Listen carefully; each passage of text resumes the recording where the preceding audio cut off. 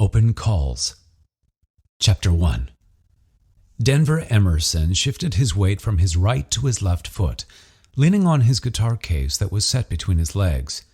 The number of people in the 𝗖𝗵𝗿𝗁 Convention Center was intimidating, though it did seem to lessen, if at an alarmingly slow tempo. If this snail pace kept up, he'd never be able to audition before the end of the day. They'd have to let him audition, though, right? He had scheduled a time after all, had received an audition number, and he'd confirmed his appointment by email. At least they were inside, out of the bitterly cold wind that had free rein so close to the Hudson River. It kept whipping up the snow that had made the streets of Manhattan all but impassable 2 days before. He loved the city, but considerably less in the winter, and this far west side had little to offer other than this giant convention center and the megabus stops. He let out a slow breath and studied the other contestants in the massive hallway. Were they technically even contestants at this stage? Doubtful. They'd only been invited for the first round of auditions, and plenty more would follow before they were official contestants.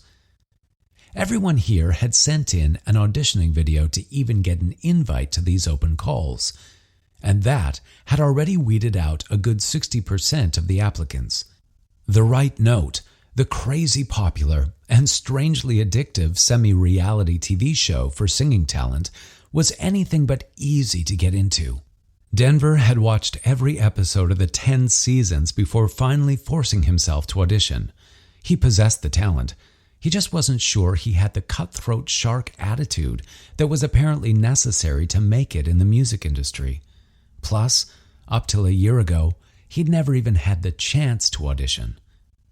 No, he didn't want to go there. Not today.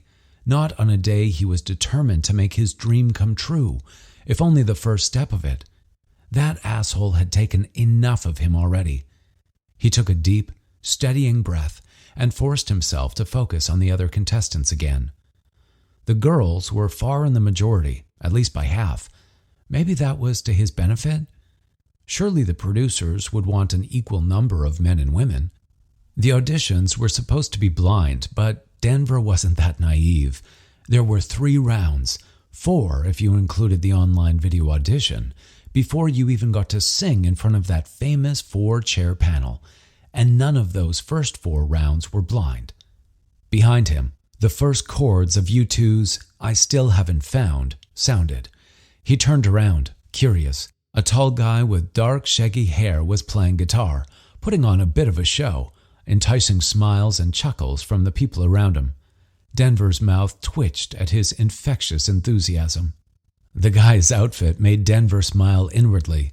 Honest-to-God leather pants and a tight gray t-shirt that accentuated every muscle he had.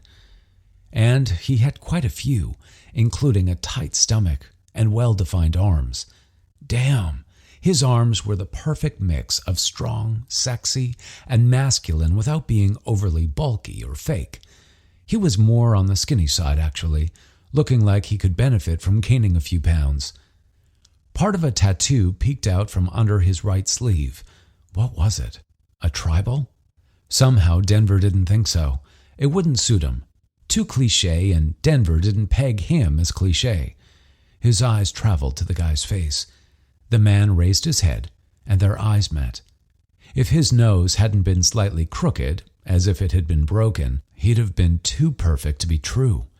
The combination of a strong jaw with a 5 o'clock shadow and full lips sent Denver's heart into a little gallop anyway. Down, boy, he told his cock, which had noticed guitar guy as well. No way in hell was this rocker gay. And on the off chance he was, the last thing Denver wanted right now was a relationship, not even a fling. Hell, he wasn't sure if he ever wanted to date again. He needed to focus on his music and let nothing distract him or hurt him. He forced himself to look away. Staring might be innocent, but others might take notice. He was out and proud to be gay, but he didn't need to broadcast it to everyone here.